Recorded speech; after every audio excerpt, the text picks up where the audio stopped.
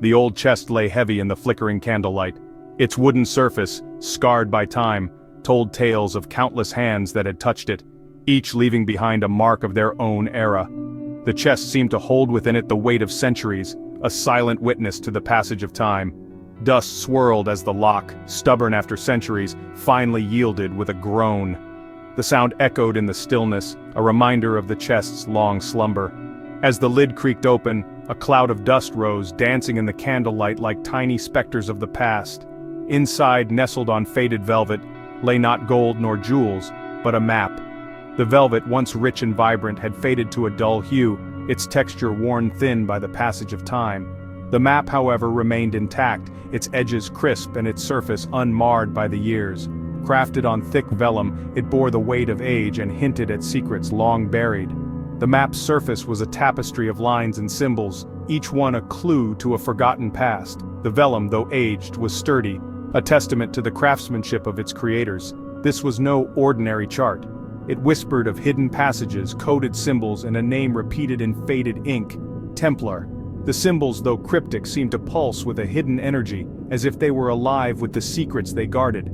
The name Templar stood out, a beacon in the sea of symbols, calling out to be deciphered. Was this a guide to the legendary lost treasure of the Knights Templar, whispered about in hushed tones for centuries?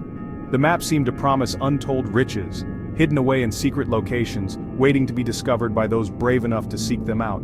The whispers of the Templar treasure had tantalized adventurers for generations, each one hoping to be the one to uncover its secrets. The empty chest seemed to mock, a silent challenge echoing across time.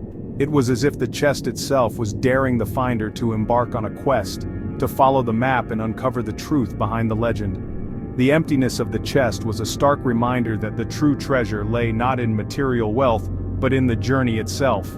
The hunt was on. The map was a call to adventure, a summons to those with the courage and determination to seek out the unknown. It was a challenge that few could resist, a promise of glory and discovery that beckoned to the hearts of adventurers everywhere. The Knights Templar. The very name evokes images of fierce warrior monks, crusades in the Holy Land, and whispers of unimaginable wealth and power.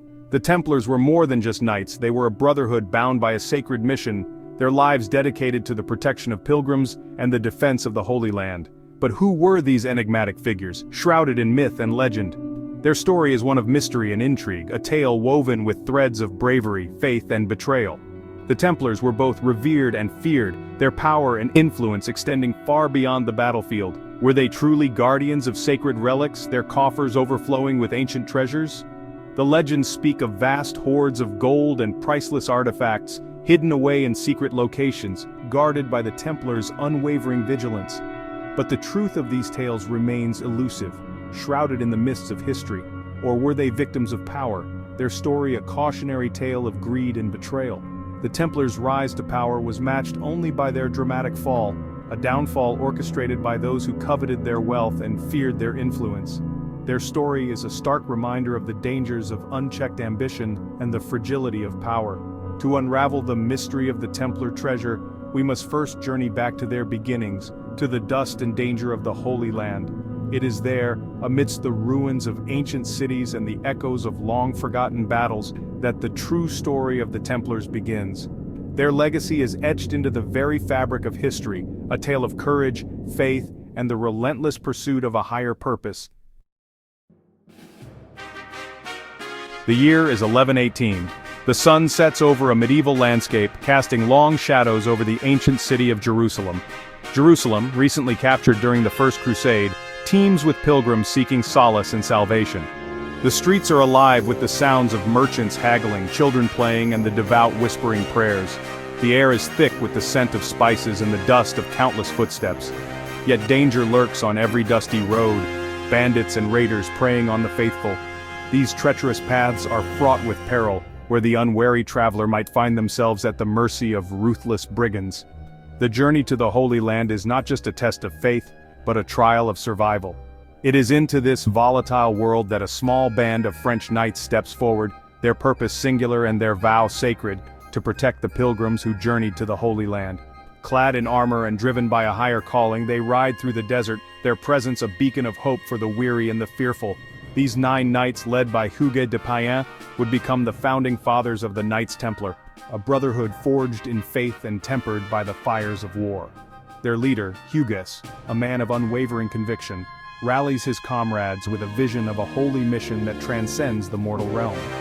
Initially humble, their order sanctioned by Pope Honorius II himself, the Templars were initially tasked with a simple yet dangerous mission: safeguard the roads and ensure the safety of pilgrims traveling between Jerusalem and the Jordan River. Their presence on these perilous routes becomes a symbol of divine protection, a testament to their commitment and courage. Their early days were marked by austerity and unwavering devotion. Living in modest quarters, they embraced a life of simplicity, their hearts and minds focused on their sacred duty. Each day began and ended with prayer, their faith a constant source of strength and guidance. They took vows of poverty, chastity, and obedience, their lives dedicated to the service of God and the protection of Christendom.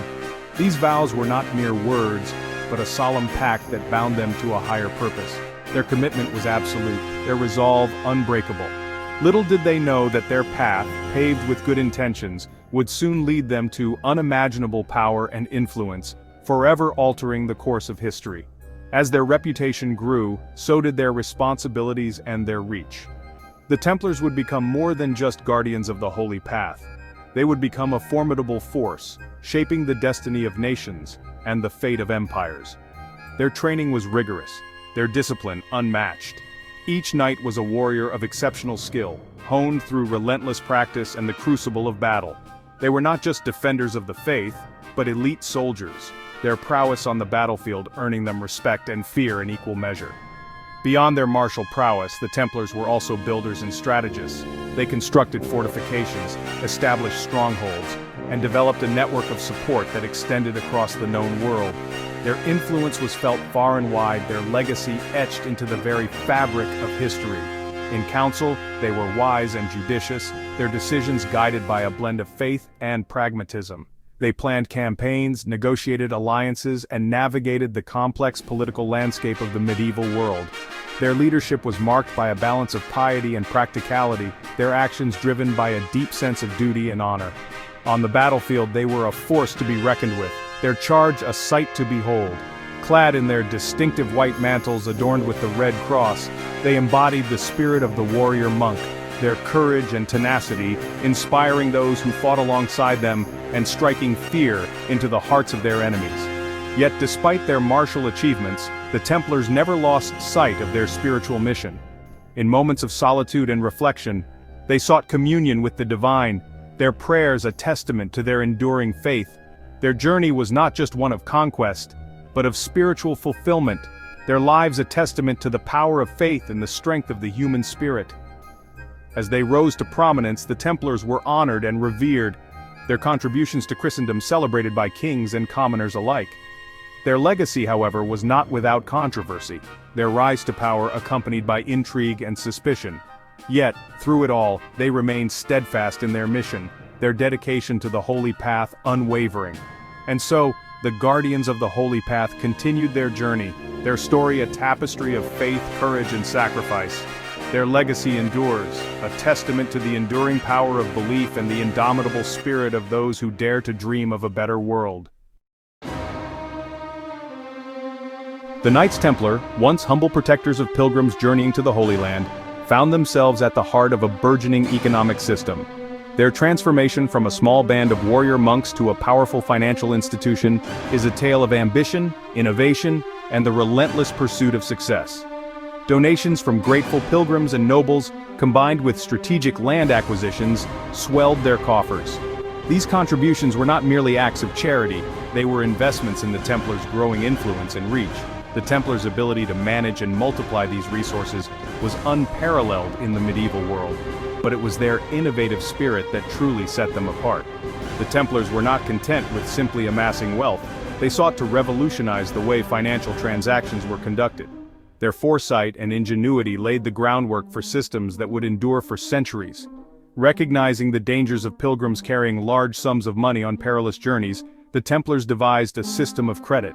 This ingenious solution allowed pilgrims to deposit funds in their home countries and withdraw them upon reaching the Holy Land. This system not only safeguarded the pilgrims' wealth but also facilitated smoother and more secure travel. This early form of banking was revolutionary. Pilgrims could travel without fear of being robbed, knowing their money was safe with the Templars.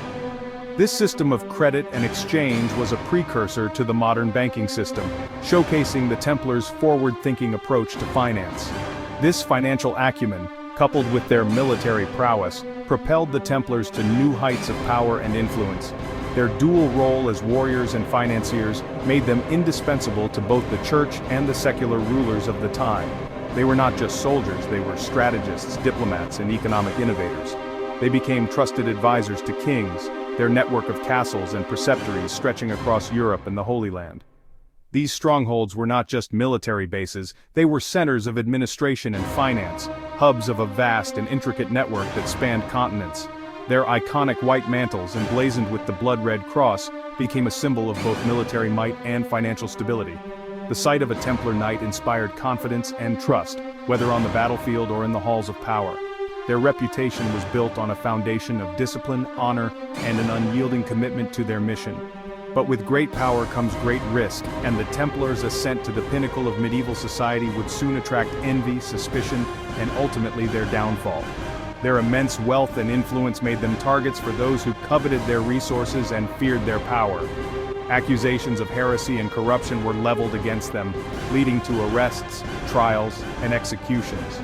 The once mighty order was brought to its knees, a stark reminder of the precarious nature of power and the high price of success.